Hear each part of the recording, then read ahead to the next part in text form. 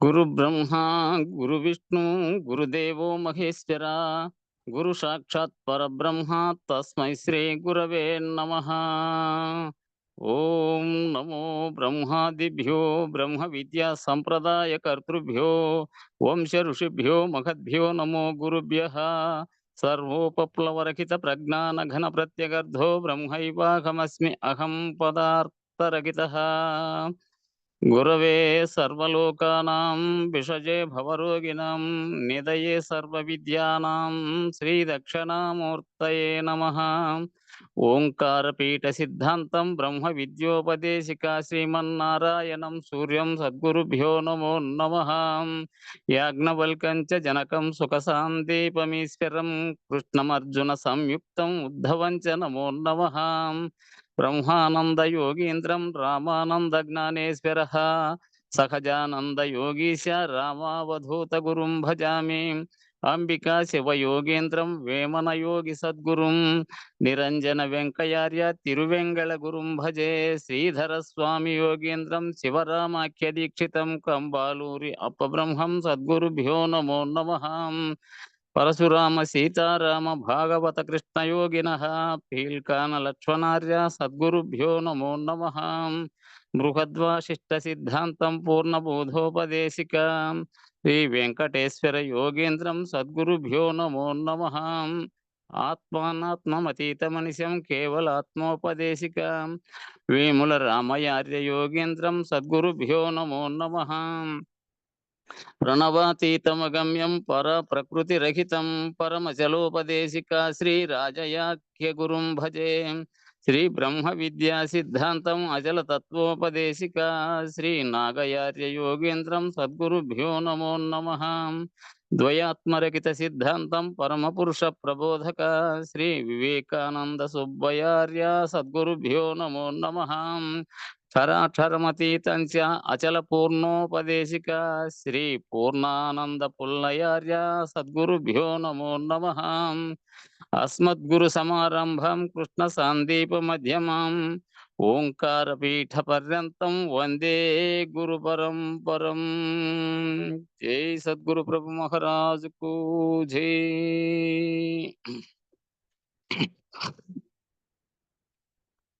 తెల్లవారెను మోహ తిమిరం వెల్లబాయను జ్ఞానముదయం బల్ల ప్రబలం బాయతను మనసెల్ల స్థిరమాయన్.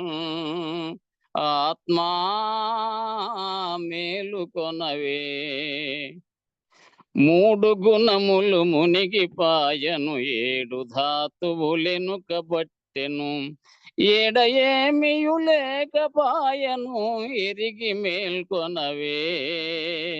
ఆత్మా మేలుకొనవే అష్టతనువులు అడవి బట్టెను అష్టమదములు అహముల నగెను కష్ట సుఖముల కాంక్షదీరెను ఘనత మేల్కొనవే. ఆత్మా మేలుకొనవే అష్టతనువులు అడవి బట్టెను అష్టమదములు అహముల నగెను కష్ట సుఖముల కాంక్షదీరెను ఘనత మేల్కొనవే. ఆత్మా మేలుకొనవే అష్ట ప్రకృతులు ఆటలుడిగెను అష్టపాశముల పుడెవీడెను ఇష్టమేమియు లేకపోయెను ఇప్పుడే మేల్కొనవే. ఆత్మా మేలుకొనవే వాసనత్రయ మెదలిపాయను ఈశనత్రయమిపుడే వీడెను విన్నదేమియు లేకపాయను వేగ మేల్కొనవే. ఆత్మా మేలుకొనవే సాగరంబులు సప్పుడుడిగెను వాద భేదము వదలిపాయను నాదమప్పుడే నశ్యమాయను నయము మేల్కొనవే.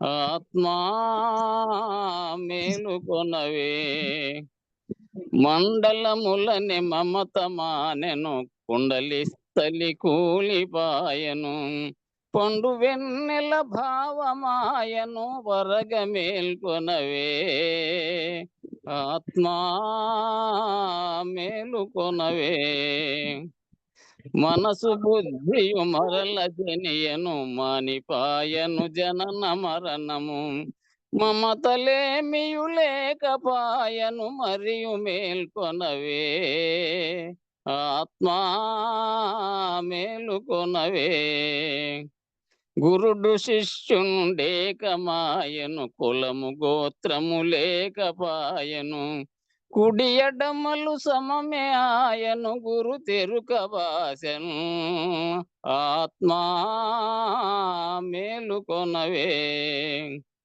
పరశురాముని సీతారాముల భజన నిత్యము చేయుటాయను బాగుగా శేషమ్మ భావము బయలులో లేదాయను ఆత్మా మేలుకొనవే తెల్లవారెను మోగతిమిరం బెల్లబాయను జ్ఞానముదయం బల్ల ప్రబలం బాయతను మనసెల్ల స్థిరమాయను ఆత్మా మేలుకొనవే జై సద్గురు ప్రభు మహారాజుకు జై గురు పరంపరమకు జై జై గురుదేవ జై గురు అన్న జై గురన్న.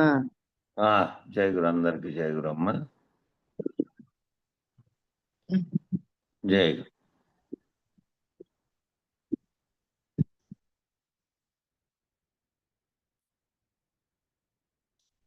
జై గురు. ముక్తి వివరణ ఏ మతంలోనైనా తాను లేకుంటేనే ముక్తి. ముక్తి అనగా విడవబడటం, బంధము విడుచుట. తానే బంధము, తాను లేకుంటే ఏ బంధము లేదు. జీవ బ్రహ్మైక్యమనగా భ్రమ. ఎందుకంటే తాను లేకుంటేనే ఐక్యము, తానుంటే ఐక్యం లేదు. తానుంటే జీవత్వమే లేకుంటే కదా ఐక్యం. అందరి మార్గము ఒకటే.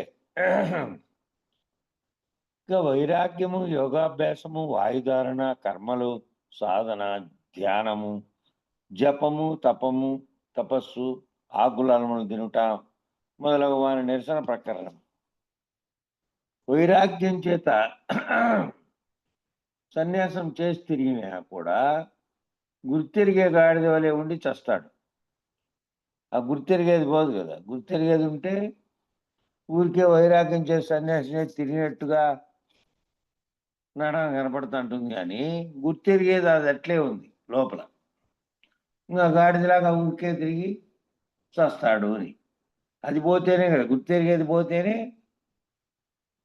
తాను మళ్ళా పునర్జన్మకు రాకుండా అయ్యేది అవుతాడు. యోగాభ్యాసం చేసి తిరిగిన గుర్తెరిగే దొమ్మరిసాని వలె సాధించి ఒకనాడు పడిచేస్తాడు. ఆ యోగాభ్యాసం చేసినా కూడా ఆ విన్యాసాలన్నీ అవి శరీరానికి సంబంధించినవి అవుతాయి తప్ప గుర్తెరిగేది పోవాలి కదా. అది పోకుండా ఆ దొమ్మరిసాని వలె సాధించి అని అంటే వాళ్ళు రోడ్డు మీద విన్యాసాలు చేస్తూ ఉంటారు బతుకు తెరువు కోసం. ఆ విన్యాసాలన్నీ దీని మట్టివే కదా, శరీరంతో నేర్చుకొని సాధన చేసినందువల్ల చేసేటువంటి యోగాభ్యాసాలు లాంటివి. వాడు ఒకనాడు పడిచేస్తాడు. ఇక వాయుధారణ చేసినా గుర్తిరిగే పాము వలె ఉండి చేస్తాడు. ఆ వాయుధారణ చేసినా, వాయువు బంధించినా, ఏం చేసినా ఆ గుర్తెరుగుతుంది. గుర్తెరిగేది పోనంత వరకు ఏమేమి చేసినా అవన్నీ శరీరానికి సంబంధించినవి. ఎవరోళ్ళు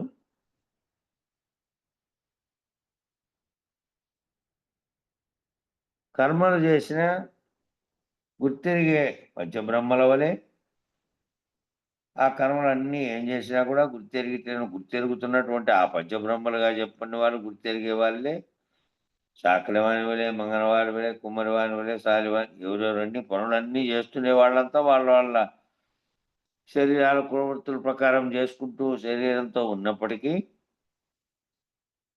గుర్తెరిగేది వైదొలగనంత వరకు గుర్తెరిగే గుర్తు ఏదైతే ఎరుక ఉన్నదో ఆ ఎరుకే సంకల్ప వికల్పాలకు కారణమవుతున్నటువంటి బీజంగా ఉన్నది కాబట్టి దాన్ని తొలగించినటువంటి గురువు అయితే సర్వభ్రాంతులను వదిలిపెట్టి దాన్ని తొలగించుకున్నటువంటి గురువుకి ఇంకా ఆ శిష్యుడు ఆ గురువు లేరు.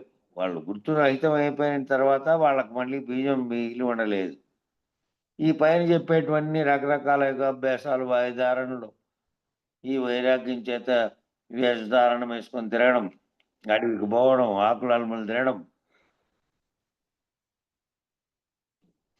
వాటన్నిటి చర్యలు కూడా కేవలం దేహానికి సంబంధించి చేస్తున్నవే తప్ప ఆ గుర్తురహితమయ్యేటువంటి ఎరుకరహితమయ్యేటువంటివి కాదు. భ్రాంతి పూర్తిగా రహితమై తాను లేకుండా పోయే స్థితి వస్తే తప్ప బీజనాశనం కాదు. కొంగ ఎప్పుడూ తపస్సు చేస్తుంది. ఆ తపస్సు అందరూ చేయవచ్చును. ఆ కొంగ తపస్సు చేస్తూ తపస్సు ఏమి లేవు ఒంటి కాలుతో కూడా నిలబడి ఉంటుంది. ఆ ఒంటి కాలుతో నిలబడి ఉండేటివి అని అంటే నిజానికి ఒక కాలే ఉందా ఏమన్నట్టు. జూ పార్క్‌లో చూస్తే ఒకటి ముడుచుకొని ఉంటుంది కనపడకుండా లోపలికి. అసలు నిజంగా దీనికి ఒంటి కాలే ఉందేమో, ఇవి ఓ రకం ఇవేమో అనుకుంటాం మనం. కదలకుండా. ఆ కింద చేపలొచ్చి దాని కాలు చుట్టూ తిరిగేదాకా ఊరికే ఉంటుంది. అది వస్తానే డక్కన యేసుకుంటుంది లోపలికి. అట్లా కొంగ జపంలాగా తపస్సు చేస్తుంది. ఆ తపస్సు అందరూ చేయవచ్చు. ఈ చేసే సాధనలు కూడా అందరూ చేయవచ్చు. దొమరలు చేసేదంతా సాధనే. ఆ సాధనతో ఏం ఫలము? అందువల్ల ఏమీ లేదు. పాము ఎప్పుడూను వాయుభక్షణ చేస్తూనే ఉన్నది. పామేమో వాయువునే పీల్చుకోవడం, వాయువు వదలడం, ఆ వాయుభక్షణ అనేది చేస్తూనే ఉంది. ఆఖరికి అది చస్తున్నది. అందువల్ల ఏమీ లేదు. ఎప్పుడున్నో మేకలు ఆకులనలే మేస్తున్నవి. ఇక ఇవన్నీ తినకూడదు.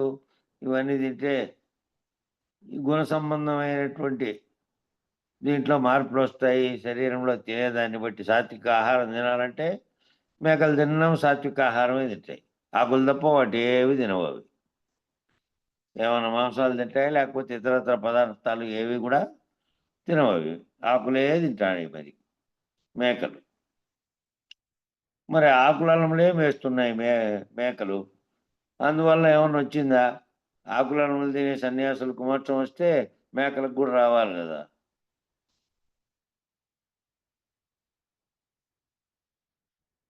అందువల్ల ఏమీ లేదు. అందువల్ల కాయసిద్ధి అవుతున్నదా?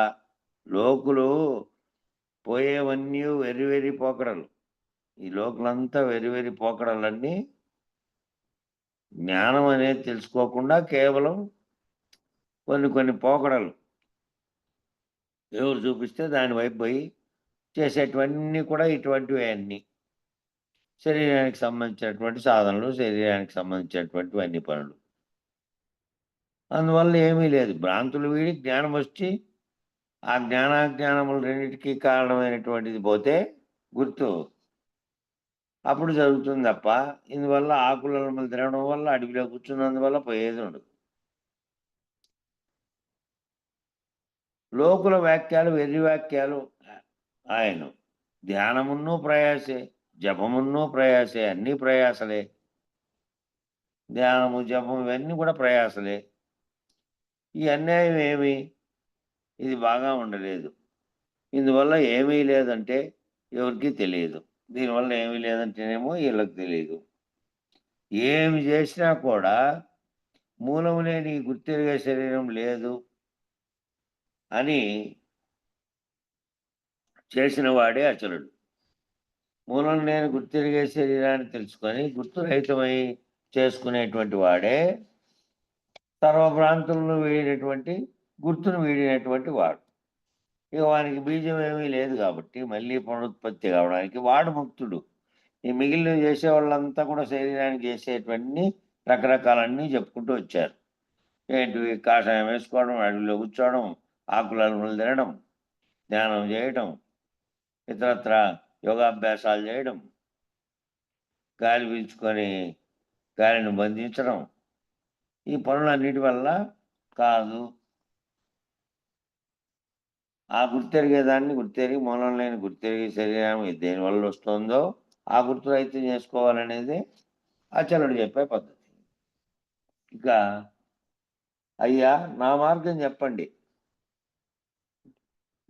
నేను ఉండేవాడినా పోయేవాడినే, నాకు దేహమునకు సంబంధం కలదా లేదా అని అడిగాడు. మళ్ళా దానికి గురువు చెప్తున్నాడు, ఈ దేహం కలలో దేహం వలె వచ్చింది. దేహం విడిచి నేను ఉండను, నన్ను విడిచి దేహం ఉండదు. ఈ ఉత్త బట్టబయలు ఏమీ లేదు. నశించే దేహం ఒకప్పుడు ఉండేది కాదు. ఈ దేహం కలలో దేహం వలె వచ్చింది. కళ అంటే కళలో అనేకమైనటువంటివన్నీ ఏమేమి ఎదురైనాయో అట్లా దేహాలన్నీ కనిపించినాయి అనేకం. అట్లయితే కళలో వలె ఇది కూడా వచ్చింది. దేహాన్ని విడిచి నేను ఉండను, నన్ను విడిచి దేహము ఉండదు. దేహాన్ని విడిచి నేనని పలుకుతున్నది, దేహాన్ని విడిచి లేదు. నన్ను విడిచి దేహము లేదు. ఆ గుర్తెరిగి తెలివి లేకుండా నేనున్నాను అనుకో, దేహం ఉన్నా ఒకటే, మూర్ఛలో ఉన్నా నిద్రలో ఉన్నటువంటిదే. ఆ దేహం ఏమీ చేయలేదు. దేహం విడిస్తే నేనున్నాను, నన్ను విడిస్తే దేహము ఉండదు. ఈ ఉత్త బట్టబయలు ఏమీ లేదు. ఈ ఉత్త బట్టబయలుగా ఉన్నటువంటి దాంట్లో ఏమీ లేదు. ఇదంతా కలవలతోచి ఉన్నట్టుగా నడుస్తుంది. నశించే దేహం ఒకప్పుడు ఉండేది కాదు. ఈ దేహం నశించేది కాబట్టి ఒకప్పుడు ఉండేది కాదు. నిత్య వస్తువు ఒకప్పుడు లేకపోయేది కాదు. నిత్య వస్తువుగా నిత్యంగా ఉన్నటువంటిది ఒకప్పుడు లేకపోయేది కాదు. సమస్త ధర్మాలతో కూడుకొని ఉన్న ఎరుకను విడిపిస్తాను. సమస్త ధర్మములతో కూడుకొని ఉన్న ఎరుక. ఎరుక ఏముంది? అనేకమైనటువంటి ధర్మాధర్మములతో అనేకమైనటువంటి భ్రాంతులతో ఉన్నట్టుగా తోపింపజేయడానికి మాయతోడే అంతటా ఉన్నటువంటి అంతటా ఉంది అనేటువంటి బ్రహ్మాండం అంతా లేనిది, ఇది లేనిది అనే దాన్ని ఎరుకను, ఇది ఉన్నదనే ఎరుకను విడిపిస్తాను. లేకపోతానని భయపడబోకము. నేను లేకుండా పోతాను అనే భయముతో పని లేదు. భయపడబోకు నువ్వు. ఆ లేకుండా పోయేది ఏది? గుర్తెరిగేదాన్ని లేకుండా చేస్తాం. గుర్తెరిగేది లేకుండా చేస్తే మళ్ళీ రావడానికి కారణమైనటువంటి బీజం నశిస్తుంది. నీవెన్నటికీ లేనివాడవే. నీవు అసలు లేనివాడవే నువ్వు. లేకపోయినప్పటికీ లేని ఎరుకలో ఉన్నట్టుగా తోపింపజేస్తున్నటువంటి దాంతో నువ్వు ఉన్నట్టుగా భావిస్తున్నావు. నిజానికి నీవెప్పుడూ లేనివాడవే. నీకు దేహం లేదు. నీవు ఉంటే దేహం ఉన్నది. నీవు ఉంటే దేహం ఉంది. నీవు లేకపోతే నేననే పలికే గుర్తెరిగేది లేకపోతే దేహము లేదు, నేను లేను. నీ ఉనికికి రాకడకు పోకడకు జాగా లేదు. నీ ఉనికికి కానీ నువ్వు రావడానికి పోవడానికి కూడా జాగా ఏమీ లేదు. ఎల్లప్పుడూ ఎప్పుడు ఒకటే ఉన్నది. అది సర్వవ్యాప్తమై ఉన్నది. దానిలో లేకనే కలిగినటువంటి కళ ఇదంతా. నీవు ఎలాగున వచ్చినావో అలాగుననే పోతావు. ఎలాగున వచ్చావో అలాగునే పోతావు. అందుకేమీ సందేహం లేదు. నీకు నిజగురు ఉపదేశం అయితే కలలో వచ్చిన శరీరం మేల్కొంటే ఎలాగునో ఏమీ లేదో అలాగే మూలం లేని గుర్తెరిగే శరీరం ఏమీ లేదు. నీకు కలలో వచ్చినటువంటివన్నీ అనేకమైనటువంటి ఏనుగులు, గుర్రాలు, శరీరాలు, మానవులు, నీ పక్కనున్న వాళ్ళ శత్రువులు, మిత్రులు ఏమేమి కళ్ళలో వచ్చారో వాళ్ళంతా మేల్కుంటే ఏమీ లేరు కదా. ఆ శరీరాలన్నీ నిజంగా లేనే లేవు. కలగన్నటువంటి నీ శరీరం కళను భావిస్తున్నప్పటికీ సూక్ష్మ శరీరము. ఆ సూక్ష్మ శరీరానికి తోచినటువంటి కనిపించినటువంటి ఆ శరీరాలన్నీ నీ శరీరంతో సహా ఆ శరీరాలన్నీ ఏవీ లేవు. అట్లాగే మూలం లేని గుర్తెరిగే శరీరం కూడా ఏమీ లేదు. అదేవిధంగా ఈ అన్నింటినీ గుర్తెరుగుతున్నటువంటి మూలం లేకనే వచ్చి గుర్తెరుగుతున్నటువంటి ఆ గుర్తు అనే శరీరం గుర్తెరిగే శరీరం అంటే అదే ఆత్మగా ఉండి చైతన్యంగా ఉన్నటువంటి ఏదైతే తెలుసుకోబడి అన్నిటినీ తెలుసుకొని ఈ విచారణ చేస్తుందో ఈ గుర్తు అంతటిని అదే ఆ గుర్తెరిగేదే లేదు. ఈ ఉత్తబట్ట బయలు ఏమీ లేదు. కోటి మాటలకు ఇదే జ్ఞాపకం, కోటి మాటలకు ఇదే జ్ఞాపకం. అంతా ఉత్తబట్ట బయలు తప్ప దాంట్లో ఇంక మరేమీ లేదు.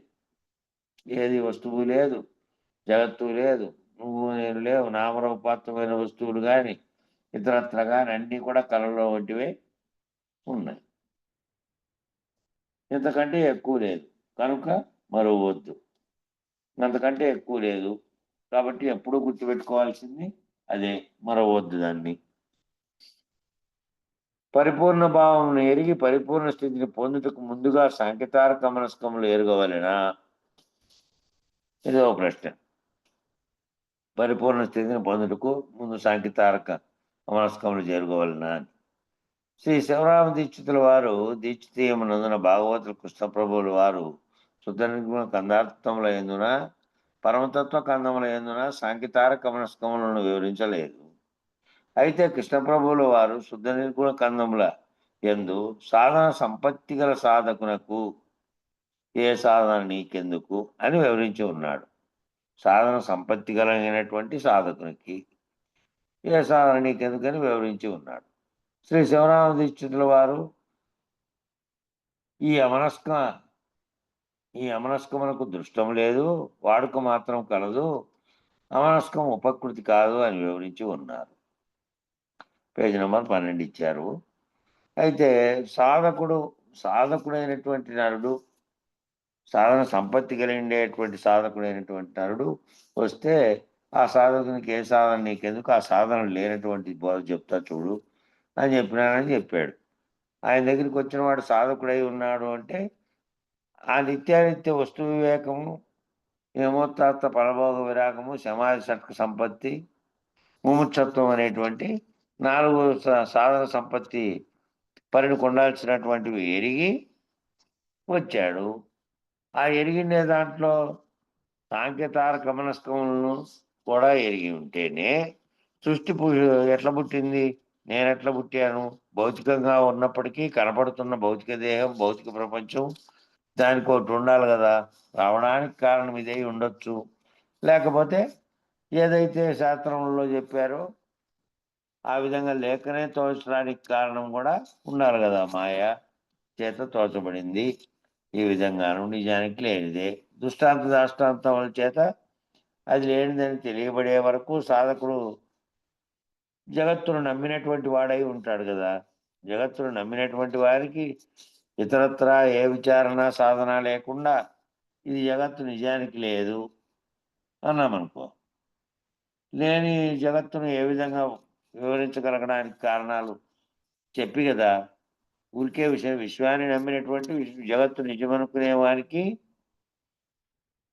నిత్యానిత్య వస్తు వివేకం లేని వారికి ఇది కళ వంటిది అంటే ఎట్లా కళ అంటాడు? కళలో వస్తువులు లేవు, ఏ జగత్తులో నేను వాస్తవంగా జాగ్రత్త అవస్థలో నేను పొందుతున్నటువంటివన్నీ నాకు తెలుస్తున్నాయి కదా, నాకు కనపడుతున్నాయి కదా అనే భావం ఉంటుంది. కాబట్టి విచారణ జ్ఞానం చేత చేస్తున్నప్పటికీ ఆ విచారణకు పూర్వము ఈ సాధకుడుగా ఉన్నటువంటి స్థితిలో నుంచి వస్తే తప్ప, ఆ భావం అంతా తెలుసుంటే తప్ప చెప్పినా పట్టదనేది అనేక చోట్ల వచ్చింది.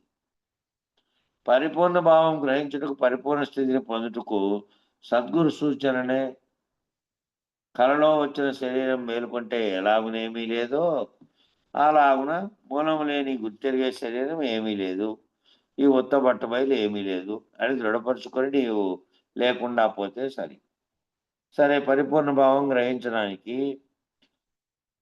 ఈ పరిపూర్ణ స్థితిని పొందేకి సద్గురు సూచన చేత కళలో వచ్చిన శరీరం మేలుకుంటే ఎలాగుండలేదో అలాగేనని, గుర్తెరిగే శరీరం ఏమీ లేదని, ఉత్తబట్ట బయలు ఏమీ లేదని దృఢపరుచుకొని నీవు లేకుండా పోతే సరి. మరి ఈ శాస్త్రపరంగా చెప్పినటువంటి సాంకేతారక మనస్కాలు అనేటివి పొంది తాను బ్రహ్మముననే స్థితి పోయిన తర్వాత ఆ బ్రహ్మం సాక్షిత్వ స్థితిలో ఉన్నటువంటి తానే సర్వవ్యాప్తమైనటువంటి ఏ గుర్తు అయితే కలుగుతోందో ఉన్నట్టుగా తోస్తోందో ఆ గుర్తు కదా, అది రహితమైతే కదా ఆ బ్రహ్మం అనే స్థితి కూడా పోయి గుర్తెరిగే సాక్షిత్వం కూడా పోయి గుర్తెరిగే వాడు కూడా లేకుండా పోయేది, జ్ఞానాజ్ఞానములు రెండూ లేకుండా పోయేది. అయితే మరి ఈ చదువు ఏమీ లేకుండా ఈ విచారణ పరంగా గ్రంథపరంగా వీళ్ళు చెప్పినటువంటి సాధకుడు చెప్పాల్సినటువంటి 1వ తరగతి దగ్గర నుంచి ఆ బ్రహ్మము నేనేననే తరగతి వరకు వెళ్ళడానికి సాధారణమైనటువంటి వాళ్లకు, చదువు ఇతరత్రా లేని వాళ్లకు ఆ సాంఖ్యతారక మనస్కాలతో సహా బోధ ఎప్పుడు చెబుతున్నారు? అవన్నీ వీలయ్యే పద్ధతులు కొంతమందికి కావు కాబట్టి గురువులు ఏం చేస్తున్నారు అంటే భ్రాంతులకు కారణమైనటువంటి వాటిని వివరించి దృష్టాంతములు చెప్పి ఇదిగో ఇది దీనివల్ల నువ్వు ఉన్నట్లుగా తెలియబడుతోంది, దీన్ని తెలుసుకుంటే నీకు నువ్వు ఉదాహరణ చెబుతున్న ఈ కళలో దృష్టాంతాలు ఆధ్యారోప అపవాదాలు ఇతరత్రా చెప్పినవి చెప్పి వాళ్ళకి ఒకటే వాళ్లకు ఇంకా ఈ ఇంత లోతుగా ఈ శాస్త్రంతో ప్రకారంగా పోయి తాను బ్రహ్మమునైత్రినే దాకా ప్రయాణించే కాకుండా ఏదైతే గుర్తెరుగుతోందో అదే బ్రహ్మము, అదే సృష్టికి కారణమైనటువంటి బీజము, అదే దాన్ని రహితం చేసుకుంటే ఆ కళలో ఏదైతే వచ్చిందో వచ్చినట్టుగా వచ్చినటువంటి మూలం లేనివన్నీ లేవు, మూలం లేని గుర్తెరిగేది లేకుండా చేసుకోవాలి అని ఈ ఉత్త బట్టబయలుగా ఉన్నది తప్ప అందులో ఇదేమీ లేదు, సర్వత్రా ఉన్నది అదే, దానిలో ఇవన్నీ మూలం లేకనే వచ్చిపోతూ ఉన్నాయి అని చెప్పి గురువుగారు అనుభవరీత్యా వాళ్ళకి ఏ విధమైనటువంటి ఉదాహరణలు చెప్పాలో చెప్పి ఆ భ్రాంతిని విడిపిస్తారు అంతే. అట్లా ఇది ఈ దీనిని సాంఖ్యము తారకము అవసరమా అనంటే అవసరమై ఆ విధమైనటువంటి పద్ధతిలో పోయినవాడికి 2-3 ఏళ్లకో 4 ఏళ్లకో తాను అట్లా గుర్తెరిగి తాను అనేది జగత్ అనేది ఈ ఖండాఖండములుగా ఉన్నటువంటి అఖండ ఎరుక, ఖండ ఎరుక, జీవుడనే ఖండ ఎరుక, సర్వవ్యాప్తమైనటువంటి బ్రహ్మాండం అనేటువంటి అఖండ ఎరుక, ఈ రెండిటికి ఈ రెండూ కలిపి లేనివి లేకునే కలిగినటువంటి వాటిలో దేనికి కలిగింది మొదట అనేటువంటి ఆ విచారణ ద్వారా పోయినానికి వేగంగా అవుతుంది, కొంచెం స్పీడ్గా తొందరగా పడుతుంది. మిగిలిన వాళ్ళకి పట్టదా అంటే వాళ్ళు కూడా చేసుకోవచ్చు, వాళ్ళు రహితం చేసుకు తిరిగే చైతన్యాన్ని రద్దుపరుచుకునేటువంటి ఆ గురువు చెప్పేటువంటి ఉదాహరణల ద్వారా చేసుకోవాలి వాళ్ళు. ఆ విధంగా ఈ సాంఖ్యతారక మనస్కాలను ఎరిగి పరిపూర్ణ భావం ఎరగాలంటే ఇవి లేకుండా ఎరగలేరా అంటే ఎరుగుతారు. ఏ విధంగా అనంటే గురువు యొక్క అనుభవవాక్యాలతో వాళ్ళ భ్రాంతులు ఏ విధంగా విడుస్తాయో ఆ విధమైన పద్ధతిలో చెప్పి ఆ మూలం లేకుండా వచ్చినటువంటి గుర్తెరుగుతున్నటువంటిది కల వంటిదేను, ఈ మూఢవస్థలతో సహా సర్వము జరుగుతున్నటువంటి బ్రహ్మాండంతో సహా అఖండ ఎరుకు కూడా కల వంటిదే, మొత్తం కలగా మార్చి ఈ భ్రాంతిని అంతటినీ తొలగించి గుర్తెరిగే ఎరుక ఏమీ లేదు, ఇవి ఉత్తబట్ట బయలు తప్ప ఇంకేమీ లేదు అని దృఢపరచడానికి ఆయా పద్ధతుల్లో గురువు ఏదైతే తాను తన గురువు నుంచి కేవలం శాస్త్రరీత్యా పొందిందే కాక అనుభవ పద్ధతిలో తాను ఎరిగినటువంటి విధానాన్ని ఆ శిష్యులకు చెప్పి లేకుండా చేస్తాడు. అంతే తేడా ఏమిటంటే ఆలస్యం అవుతుంది, చాలా కాలం పడుతుంది వీళ్లకు. అట్లా కాకుండా అట్లా దాన్ని గుర్తెరిగి సాధకుడుగా ఉన్నవానికైతే ఇక కొంచెం వేగంగా అవుతుంది, అంతే తేడా.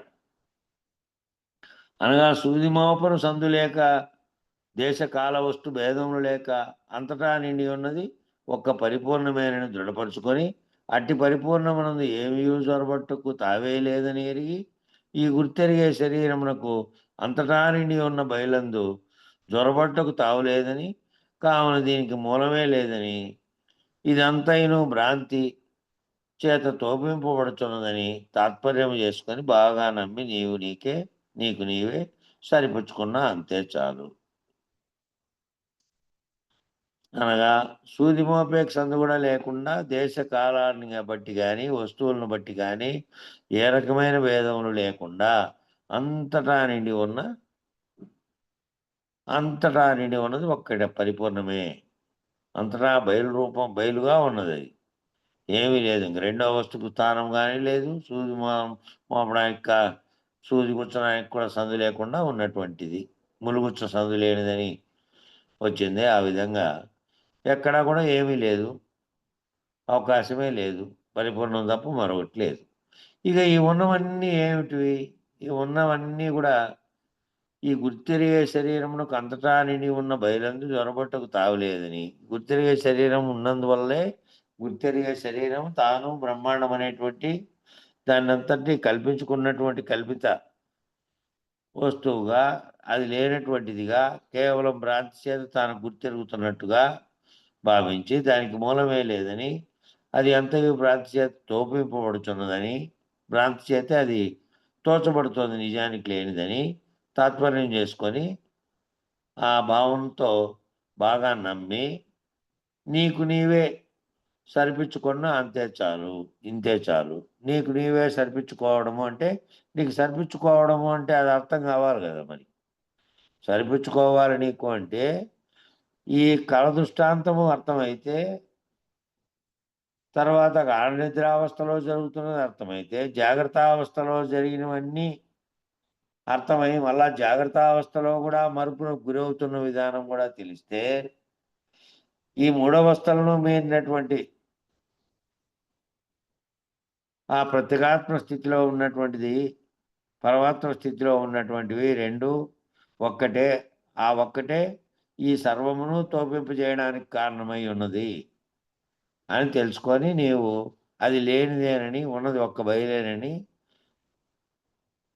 అది తాత్పర్యం చేసుకొని నమ్మి నీకే సరిపుచ్చుకుంటే అంతే చాలు అంటే, ఆ సరిపుచ్చుకోవాలి అంటే ముందు దృఢం కావాలి.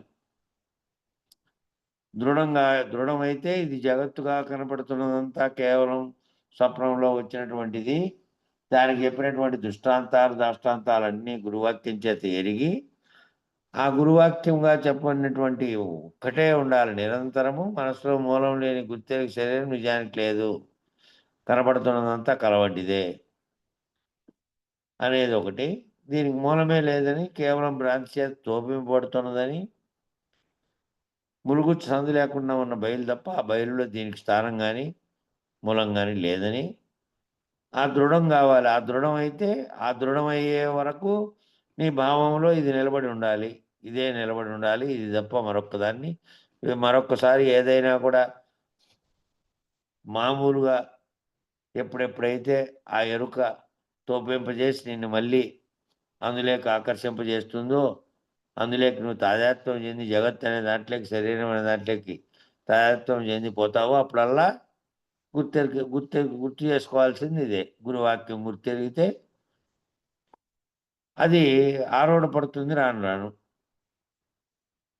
అయితే సాంకేతారక మనస్కములు తెలిసిన మీదట ఈ మార్గం చెప్పవలేనని శివానంద స్వాముల వారు శిఖామణి యందు వివరించి ఉన్నారు. శిఖామణిలో ఏమని వివరించారంటే, సాంకేతారక మనస్కాలు తెలిసిన మీదట మాత్రమే ఈ మార్గాన్ని చెప్పాలని శివానంద స్వాముల వారు మన పరిపూర్ణ బోధ సిద్ధాంత శిరోమణి, శిఖామణి 2 రాశారు కదా, వాటిలో శిఖామణిలో వివరించి ఉన్నారు. కాబట్టి ఆ సాధనలన్నీ ఆ తెలుసుకునే కోసం, ఆ తెలుసుకునే వాడు ఏ విధంగా ఆరూఢుడు తొందరగా అవుతాడు అంటే, అది తెలుసుకుంటే సాంకేతారక మనస్కాలను కూడా విచారించితే ఏ విధంగా తాను భ్రాంతి చెందుతున్నాడు, ఏ విధంగా ఇది వచ్చిందని సృష్టి కలిగిందనేటువంటి భావనలో ఉన్నాడు, అవి లేనివి ఏ విధంగాను అనేది అర్థమైపోతుంది. కాబట్టి విచారణ చేత సులభంగా ఆరూఢత చెందుతాడు. అందుకనే చెప్పారు ఏమని, ఈ పరిపూర్ణ బోధ సాధనానంతర నిరపేక్ష బోధ. పరిపూర్ణ బోధ కూడా సాధనలు లేవు అనడానికి లేదు. సాధన చేసి సాధన చేత తాను తెలియబడినటువంటి జ్ఞానము చేత భ్రాంతులన్నీ తొలగిపోయి, ఏ ఏ జ్ఞానం చేత అయితే తెలియబడిందో ఆ జ్ఞానం కూడా లేనిదేనని, అక్కడ బీజం అనేది దాంతోనే వస్తోందని గుర్తెరిగేటువంటి ఎరుక అనే దాంతో అది కూడా రహితమైతే లేనటువంటి దాంట్లో కళలో తాను వచ్చి జగత్తు పుట్టి అంతా జరిగి ఈ వ్యవహారం అంతా తాను లేకుండా పోయినాను అనేటువంటి అది కలిగితే, ఆ భావన కలిగితే ఇది లేనే లేదు, నిజానికి ఏర్పడలేదు, నిజానికి లేకుండా ఉన్నప్పటికీ తోబింపజేసింది. కాబట్టి ఏమిటి ఇదంతా తెలుసుకోవడానికి ఇంతకాలం ఒకవేళ చదువుకొని సాంఖ్యతారక మనస్కాలు సాధన చేసి తాను బ్రహ్మమని తెలుసుకున్నా, లేదంటే గురువాక్యం చేత ఈ గుర్తెరిగేదంతా ఏమీ లేదు, ఈ మూడవస్థలో తెలియబడిందంతా కూడా నిజానికి ఏమీ లేదు, భ్రాంతి చేత తోపింపబడిందే, ఉన్నది లేనట్టుగా ఉన్నదేమో గుర్తించకుండా ఉన్నది ఒక్కటే ఉన్నది, అదికేమో కంటికి కనపడే దృశ్యం కాదు, అది సర్వవ్యాప్తమై ములుగు సందు లేకుండా ఉన్నది అట్లే ఉంది, ఉన్నది లేనిదే కేవలం లేకుండానే ఉన్నట్టుగా తోపింపజేసింది అని చేసుకుంటే ఈ పరిపూర్ణ బోధ ఏమిటి అంటే సాధనానంతర నిరపేక్షక బోధ. సాధన చేసి తాను ఏ సాధన? తాను లేను, జగత్తు లేదు, కేవలం భ్రాంతి చేత తోపిపడినటువంటి ఈ మాయా జగత్ అంతా ఏమీ లేదు, అంతకుముందు మూలం లేవు, ఇక్కడ వ్యక్తం కాకముందు అవ్యక్తంగా ఉన్నటువంటి స్థితిలో సృష్టి లేనప్పుడు, బ్రహ్మాండమంతా లేనప్పుడు, ములుగుచ్చ సందు లేకుండా ఏదైతే ఉన్నదో అది యథాతథంగా అప్పుడు ఉంది, ఇప్పుడు ఉంది, ఎప్పుడు ఉంటుంది. దీంట్లో వచ్చినటువంటి ఈ కళ ఇది. ఈ కళ లేకుండా పోతే తాను లేడు. అట్లా సాధనానంతరము ఏమవుతుంది? నిరపేక్ష బోధ. సాధనానంతర నిరపేక్ష మౌన ముద్రాస్థితి అని ఆయన పరిపూర్ణ బోధ తెలపకూరు తేరు వెంకట రామచంద్రరావు దాంట్లో మనం ఇంతకుముందు చదువుకున్నాం.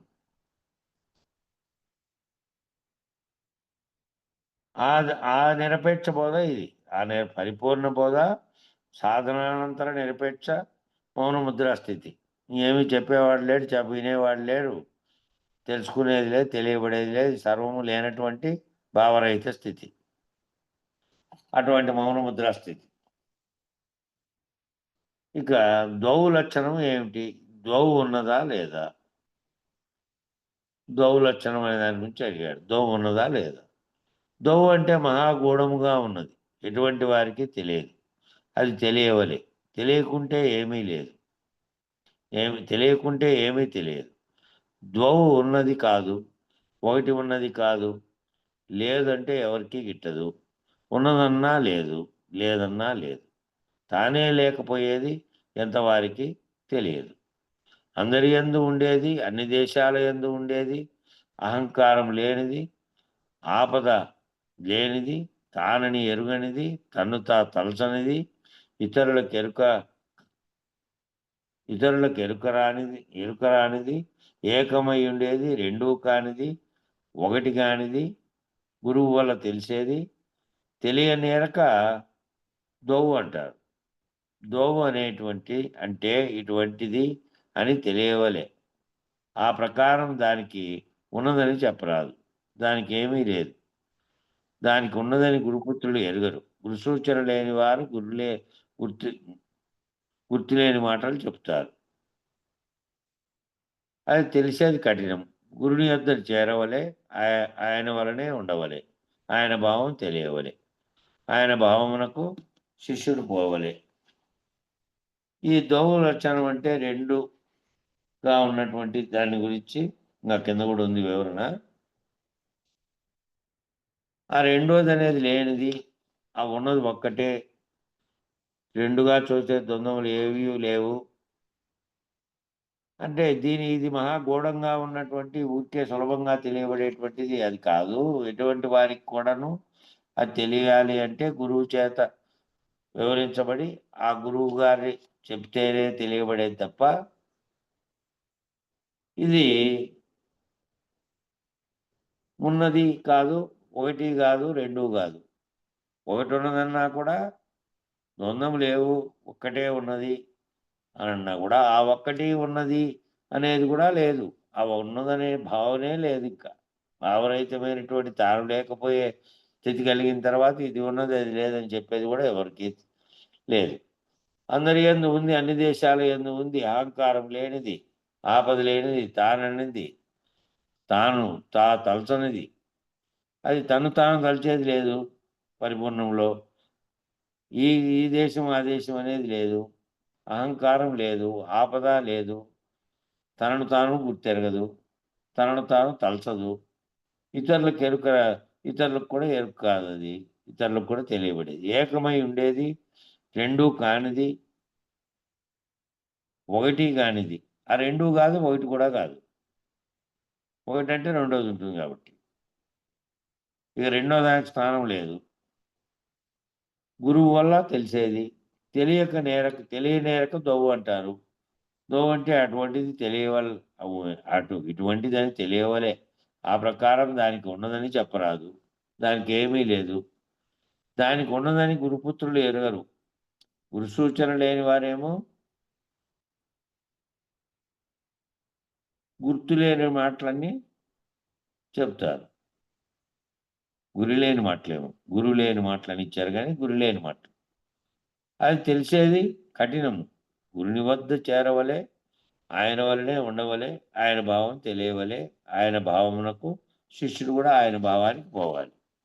గురువు వద్ద ఉండి ఆయన ప్రకారం పోవాలంటే ఆయన ఇంకా అశరీరుడై ఉన్నటువంటి గురువు వద్ద ఉంటే ఆయనకు శరీరంగా ఉన్నప్పటికీ, కనపడుతున్నప్పటికీ ఆయన భావనల్లో భావాతీతుడై ఉన్నాడు కాబట్టి ఆ విధమైనటువంటి దాన్ని తెలిసి, ఆయన భావం తెలిసి, ఆయన భావానికే తాను కూడా వెళ్ళాలి. ఆ ప్రకారం ఉన్నదానికి చెప్పరాదు. రెండోది మరి ఒకటి కాదు.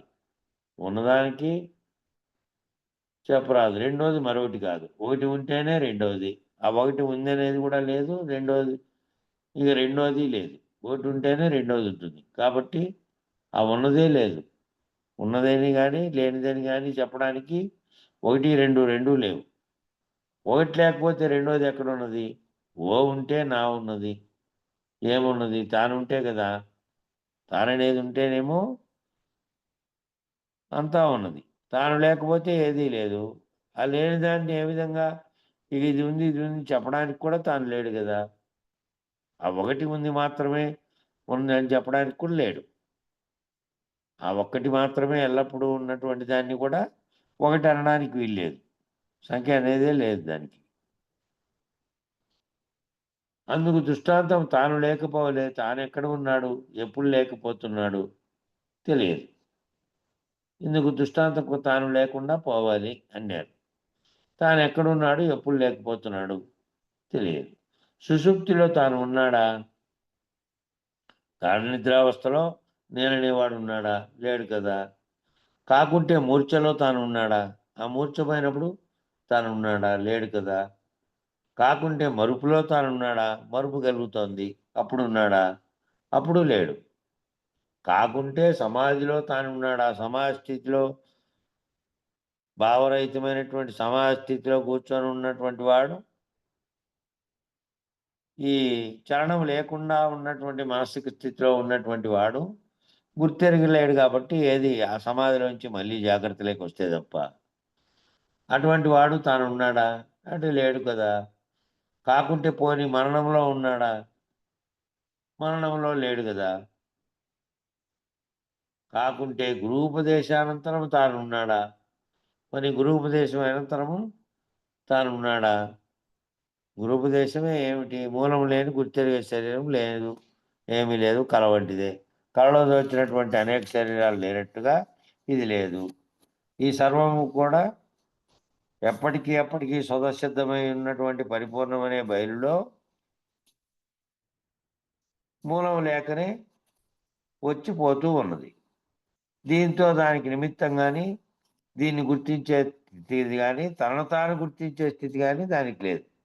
పరిపూర్ణంగా ఉండేదానికి. ఇది లేకనే వచ్చింది. లేకనే ఇదంతా చేసింది. ఇక ఈ విధంగా తానెప్పుడైతే లేకుండా దృష్టాంతము ఎప్పుడైతే దాష్టాంతాలతో గురువు చేత తాను లేనటువంటి స్థితి ఉంటే ఇంక తాను లేకుండా ఉంటే ఇంకేందుంది? జాగ్రత్తలో తాను వ్యవహరిస్తున్నాడు కాబట్టి ఆ మిగతా దానిలో ఇవన్నీ పోల్చుకుంటే వీటిలో లేనే లేడు. పలికేవాడు లేడక్కడ. శరీరం ఉన్నప్పటికీ నిద్రలో లేడు. శరీరం ఉంది. సమాస్థితిలో ఉన్నప్పుడు కూడా ఆ గుర్తెరిగేవాడు లేడు. మరుపులో కూడా గుర్తెరిగేవాడు లేడు. మరచి ఉన్నాడు గదా! మరుపు కలిగింది గదా! అట్లా మరణంలో కూడా లేడు. గురూపదేశం అనంతరం ఉన్నాడా అంటే గుర్తెరిగేది గనక గురూపదేశంతో పోగొట్టుకుంటే ఆ పోగొట్టుకున్న వాళ్ళు లేడు. లేదు. లేదు కదా!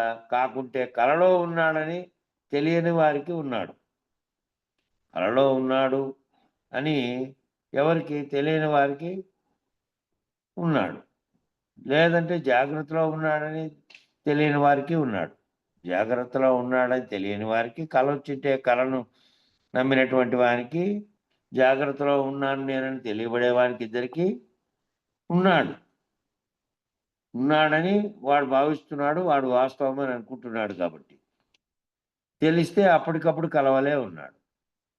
గుర్తెరిగితే మెలకువ వచ్చిన తర్వాత కలవలోని ఏ విధంగా లేదో, జాగ్రత్తలో ఉన్నవాడు కూడా గురువు ద్వారా గుర్తెరిగితే ఆ గుర్తు ఏ గుర్తు చేత ఇదంతా ఉందని కలగంటున్నాడో, జాగ్రత్తలో అంటున్న కల కూడా లేనిదేనని ఆ ముందు చెప్పినటువంటి 4 స్థితులు చెప్పినటువంటి వాటిల్లో సుషుప్తిలో గాని, మరపులో గాని, సమాధిలో గాని, మరణంలో గాని లేడు గదా! గుర్తెరిగేవాడు.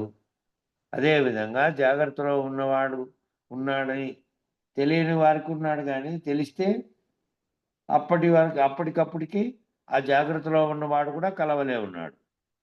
కలలో ఏ విధంగా ఉన్నాడో, కలలో ఉన్నంత సేపు కలలో ఏ విధంగా అవన్నీ నిజమేనో, కలలోంచి మేలుకునే వరకు ఏ విధంగా మేలుకుంటానే ఏ విధంగా అది అప్పటికి మాత్రమే నిజము. నిజానికి కల నుంచి మేలుకున్న తర్వాత అది అబద్ధమని తేలిందో, అలాగే జాగ్రత్తలో ఉన్నవాడు కూడా గురు మెలకువ చేత కనుక్కుంటే, జాగ్రత్తలో జరుగుతున్నదంతా కూడా కల జరుగుతోంది.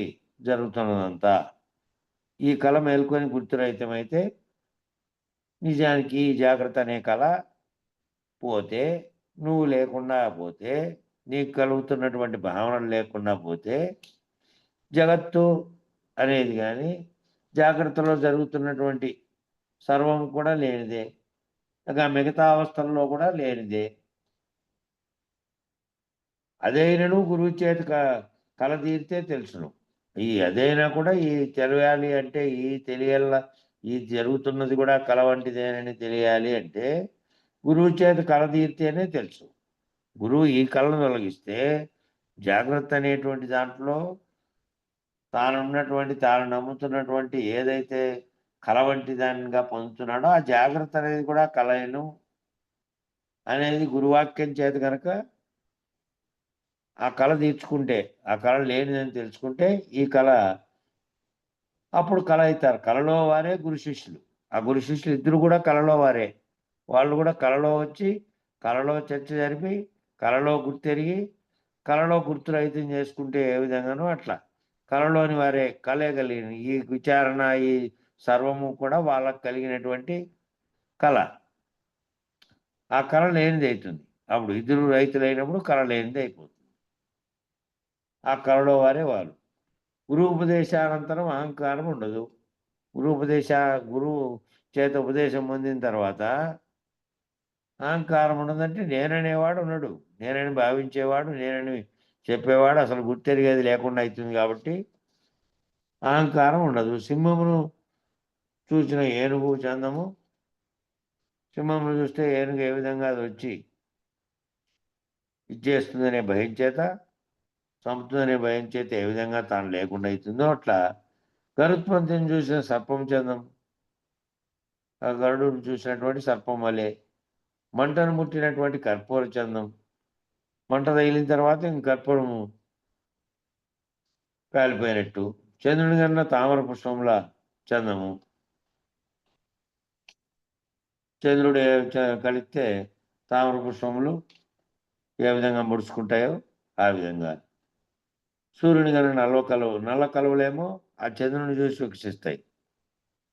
ఇవేమో తామర పుష్పాలేమో సూర్యుని చూసి వికసిస్తాయి. అది ఉన్నప్పుడు ఇది ముడుచుకుంటుంది, ఇది వచ్చినప్పుడు అది ముడుచుకుపోతాయి. కాబట్టి వానలేనటువంటి పైరుల చందము, వానలేని పైర్లు ఏమైతే ఎండిపోయినట్టు, పులిని కన్నా మేకల చందము, అట్లా గురూపదేశానంతరం అహంకారం లేదు. అంటే నేను లేడు. గురూపదేశానంతరం నేను లేడు. నేనని భావిస్తున్నటువంటి ఎరుక గుర్తెరిగేది లేదు. ఆ నల్ల కలువ గుర్తెరిగేది లేకుంటే తాను గుర్తెరగడు.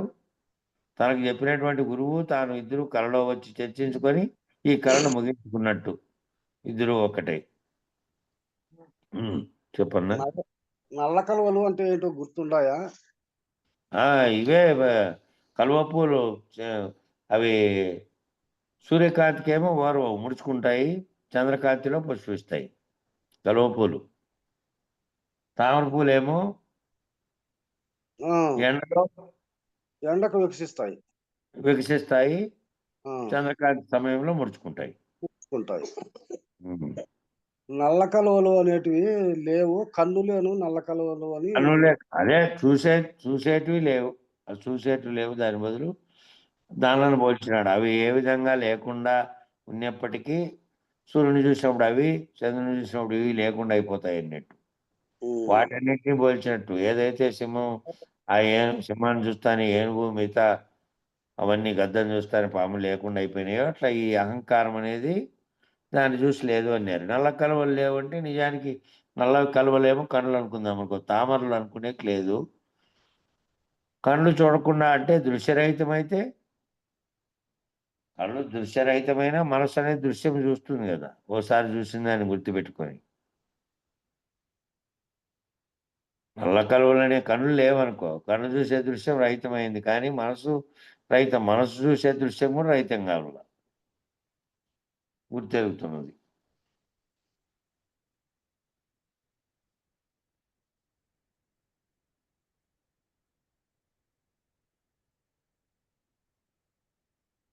గురూపదేశానంతరం అహంకారం లేదు. నేననేవాడు లేడు కాబట్టి గుర్తెరిగేదే లేదు కాబట్టి గురూపదేశానంతరం తాను భావరహిత స్థితికి పోతే తాను గురువు ఇద్దరు ఇదంతా కళలో బోధించుకొని కళరహితమైనటువంటి వారుగా అయిపోతారు.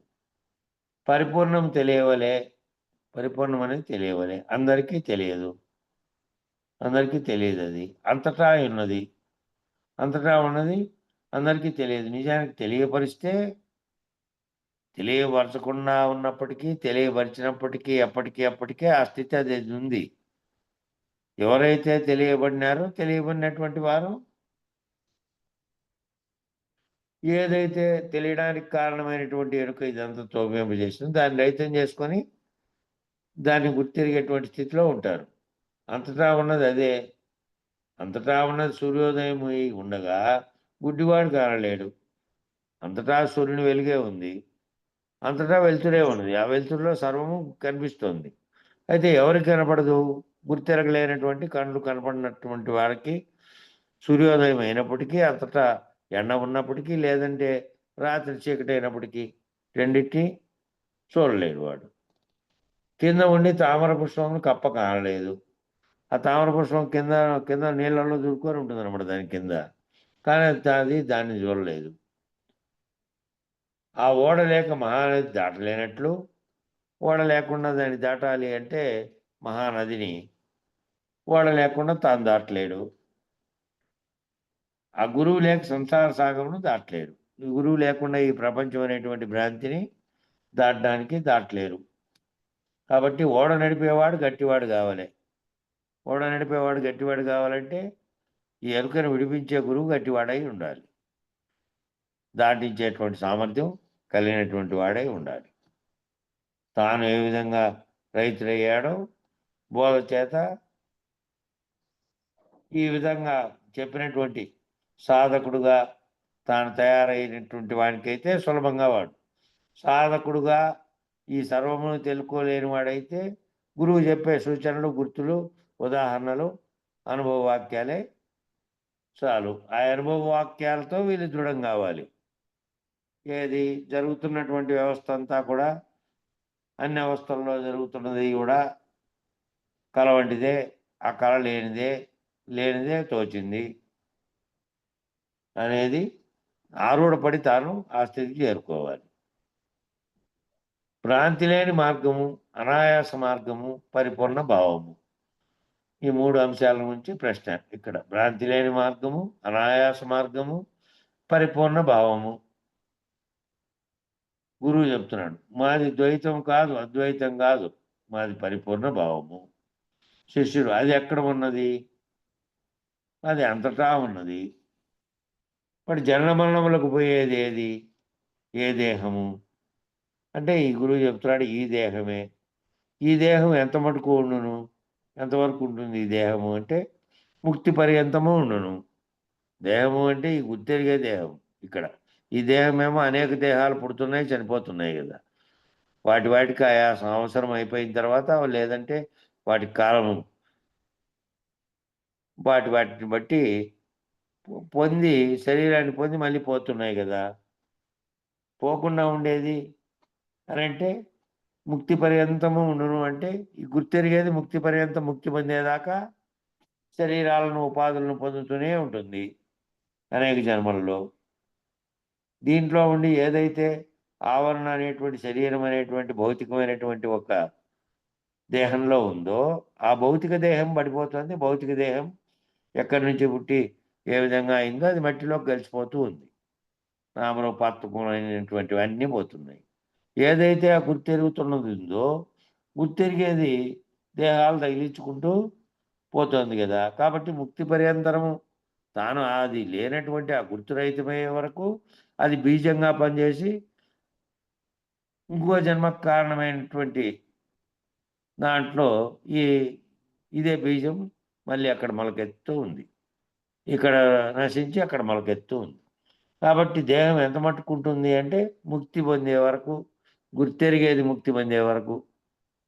ఈ శరీరం ముక్తి కాదు. శరీరం ముక్తి నువ్వేం చేయకపోయినా ముక్తి అవుతుంది. అది శరీరం తనంతకు తానే పోతుంది. దేహం గుర్తెరిగే దేహం ఎంతవరకు ఉంటుందో అంతవరకు ముక్తి పర్యంతము ఇది ఉంటూనే ఉంటుంది. దేహాలు తగిలించుకుంటూ జన్మలు కలిగించుకుంటూ. ముక్తి లోపల దేహం పోలేదా?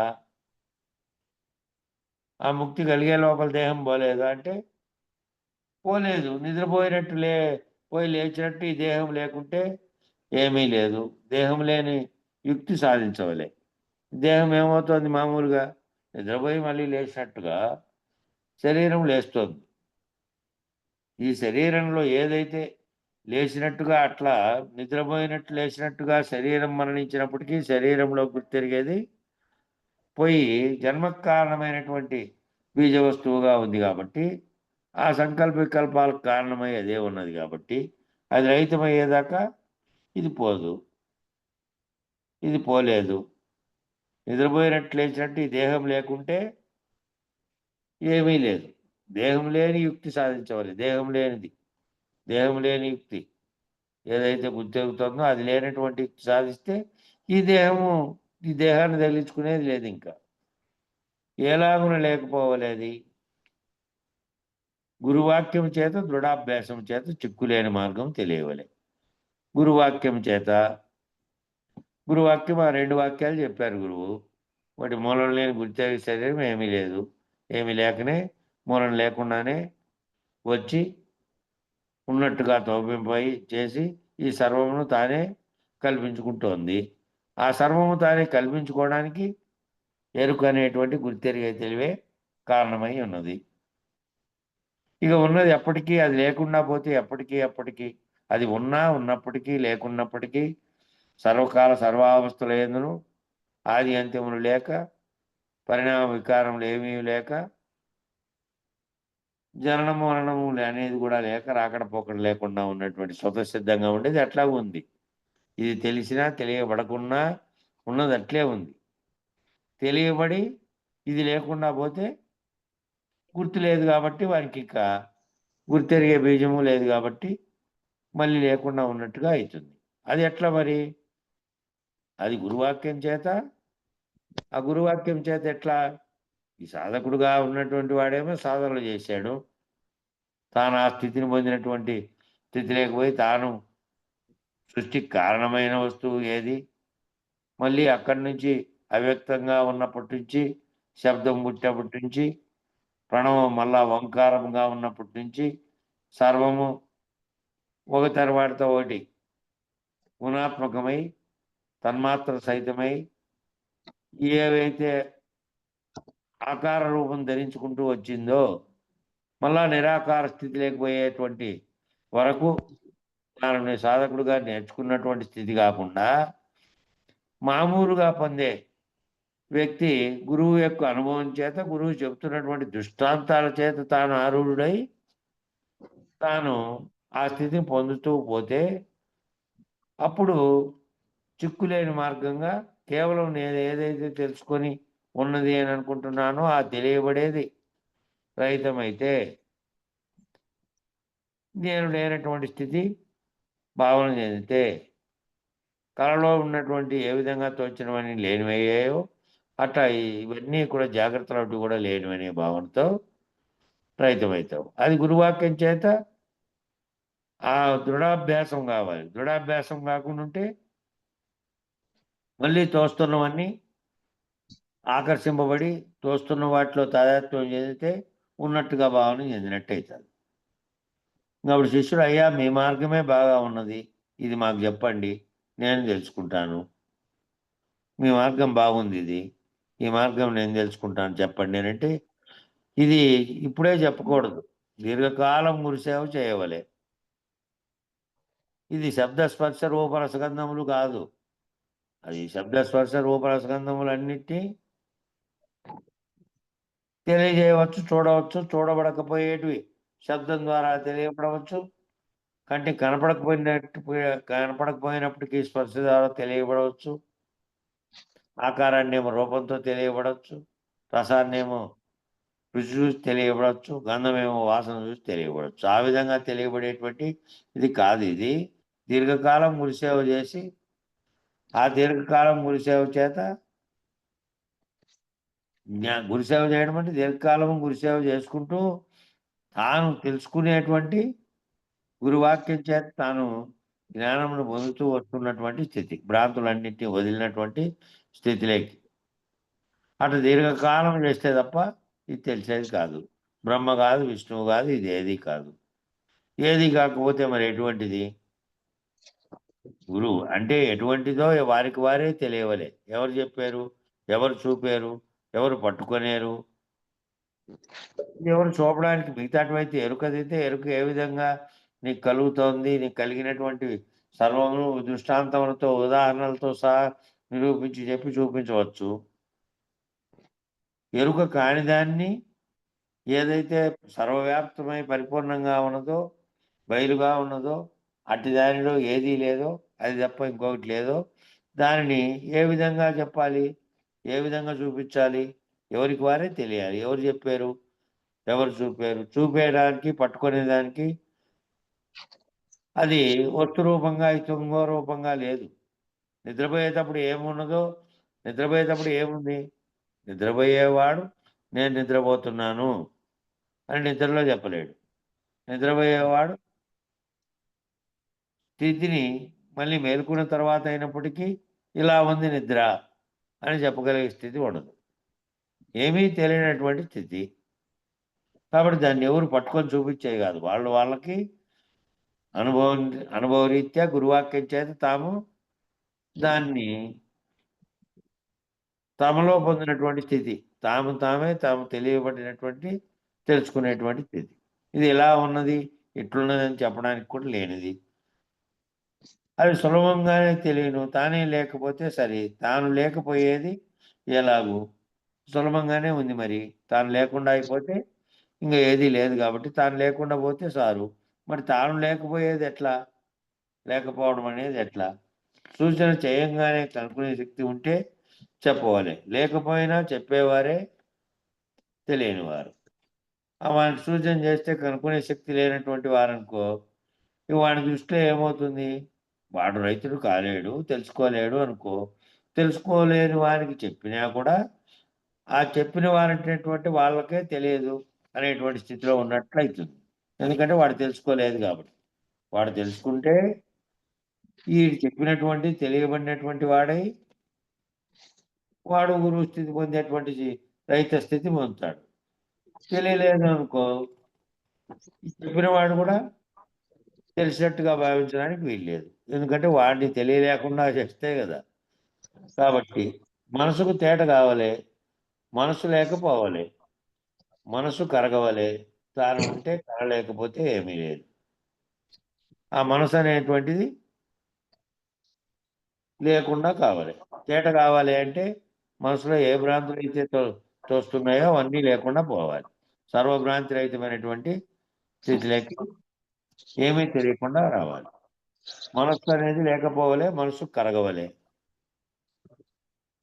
తాను ఉంటే కళ, తానున్నాడు అంటే అది కళ, లేకపోతే కళ లేదు.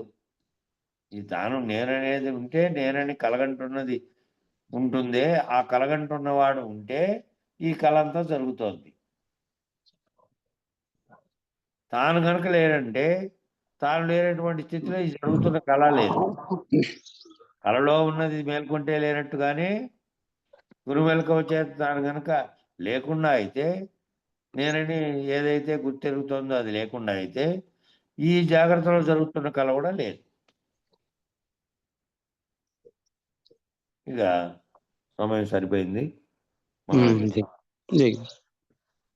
నిర్వికారాయ సకల నిత్యముక్తిదాయకాయ నిర్గుణాయ నిర్మలాయ నిత్యమంగళం సగుణ నిర్గుణ రహితాయ సంకల్పవర్జితాయ సర్వసాక్షతీతునకు సత్యమంగళం సత్తు చిత్తు సమసిపాయ శత్రు సంహారనాయ వత్తిలేని దీపము నీకిత్తు మంగళం చేష్టలన్నీ ఉడిగిపాయ చేసేదేమి లేకపాయ శేషమ్మ మనసు మీలో చేరే మంగళం పరిపూర్ణాయ సకల భవ్య దివ్య రూపాయ పరశురామాయ సీతారామ మంగళం నిర్వికారాయ సకల నిత్య ముక్తిదాయకాయ నిర్గుణాయ నిర్మలాయ నిత్యమంగళం మంగళం గురుదేవాయ మహనీయ గుణాత్మనే సర్వలోక శరణ్యాయ సాధురూపాయ మంగళం. జై సద్గురు ప్రభు మహారాజుకు జై. శ్రీ పూర్ణానంద పుల్లయార్య సద్గురు ప్రభు మహారాజుకు జై. శ్రీ వివేకానంద బండారు సుబ్బయార్య సద్గురు ప్రభు మహారాజుకు జై. గురు పరంపరముకు జై. గురు భక్త మండలికి జై. జై గురుదేవ్.